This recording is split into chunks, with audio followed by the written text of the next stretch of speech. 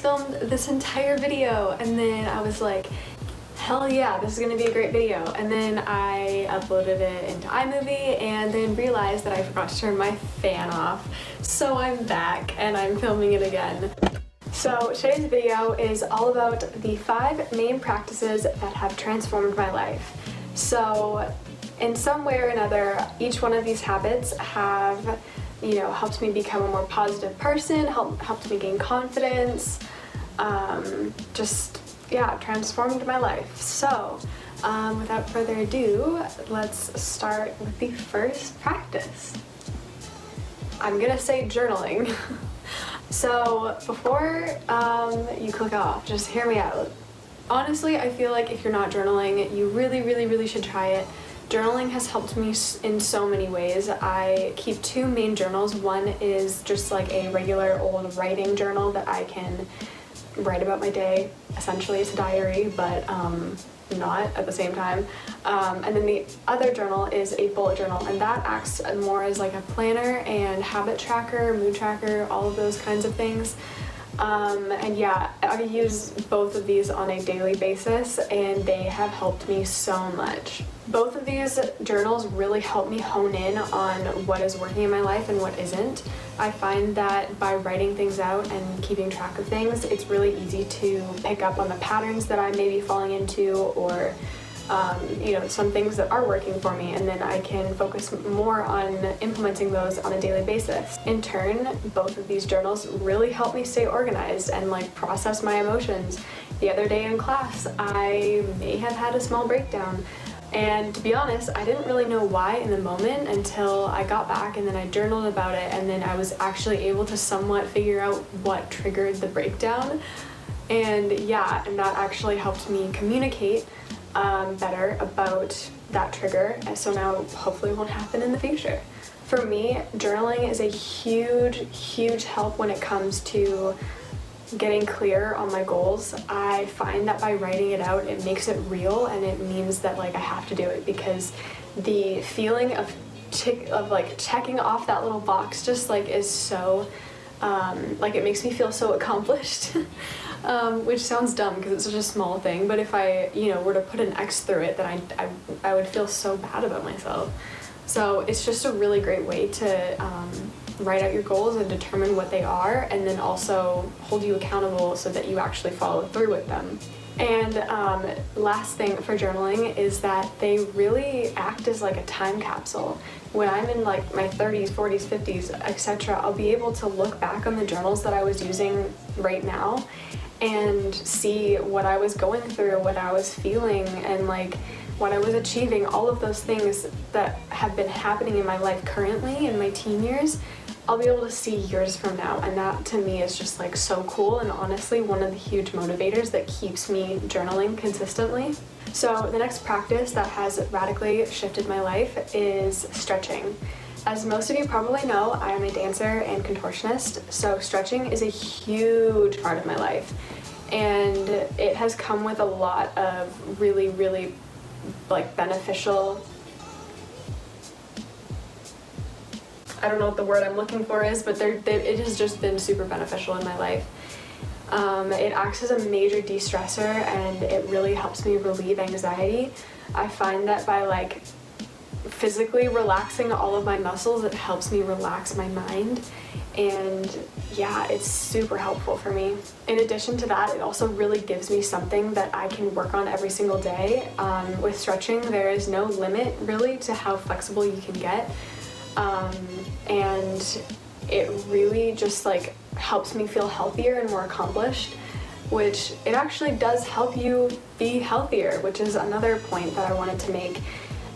Stretching is so good for your muscular health and joint health, and it's a super good habit to implement into your daily life, or even every other day. It's super good. And since I am a dancer and contortionist, by increasing my flexibility and working on it consistently, it has led to a huge confidence boost in me. When I was training and I wasn't flexible, I remember looking at the other girls or other guys in the class and just feeling like I was unflexible. It didn't feel good, and the fact that I have been able to change that has really just made me feel better about myself and better about my ability as a dancer. So yeah, if you're in like gymnastics or cheer or dance, contortion, anything, stretching is really beneficial and it'll probably help you become better at whatever skill you're doing. So this next practice is something that I actually learned from Sarah's day, but I kind of have been doing it on my own as well, because naturally I am a very organized person. I've always been that way. And that is the only touch things at once rule. So basically what this means is that when you come home from school or work or a class, and you have like, say, your jacket on, your shoes, your backpack, only take those off when you're gonna put it in the spot that it's meant to be in. So like hang up your coat as soon as you take it off, don't throw it on your bed. Take off your shoes, put them in the closet or drawer, wherever you keep your shoes. Put your backpack on a hook or something. What this does is that it keeps your spaces tidy, which helps your mental clarity as well, but also it stops the mess from piling up in your spaces, and you will never have to, spend like 1 or 2 hours just decluttering and tidying a space that could have been kept tidy by doing this practice. Yeah, this practice has honestly helped me so much. As a Virgo, I am hugely impacted by my environment, so having a tidy space really helps me feel more productive, feel just like happier. Like my room right now is super clean. I can I know where everything is and it just feels really good. I feel like when I'm in a tidy space, I can just get right to the task that I need to be working on instead of focusing on like, oh, my room's a mess, I need to clean it. So that really, really, really helps me, and it's a really great habit to get into, especially if you are someone that is heavily impacted by your environment. So yeah, that's all I'm gonna say for that one. This next practice is something that I learned from one of my favorite people ever. Her name is Elise Parker, and I've actually met her a few times, and I've learned so much from her over the past few years. And one of the main things that she mentions a lot in her videos is to look at your life from a bird's eye view. Basically what this means is look at your life, or look at yourself almost as like a little video game character, which I know sounds kind of weird, but it makes sense. And then basically from there, imagine what this character that is, say, Genevieve Mason, what does this character need to do in order to level up? And what this does is it takes the emotions out of it. Not entirely, probably, but at least up to the point where you can make a clear decision on what's going to help you move forward.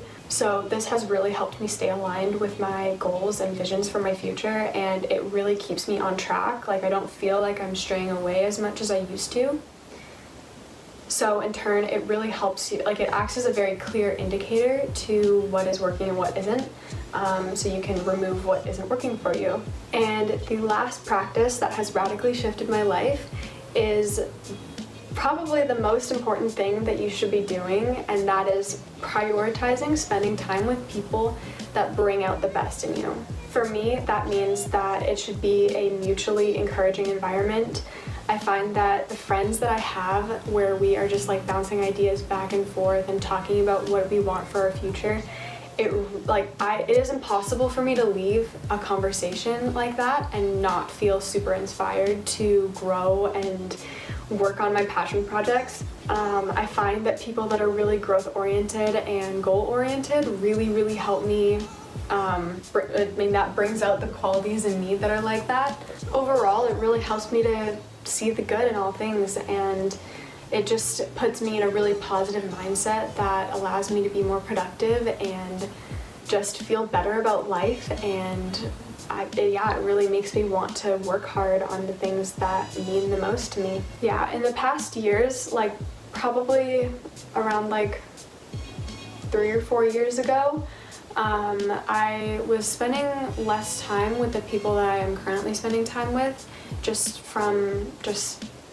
naturally, like we weren't as close as we are now, and I was a completely different person. Like the people that I was spending time with, not to say that they were bad people in any way, they're great people, they were a part of my life then and they're not now, as much anyway.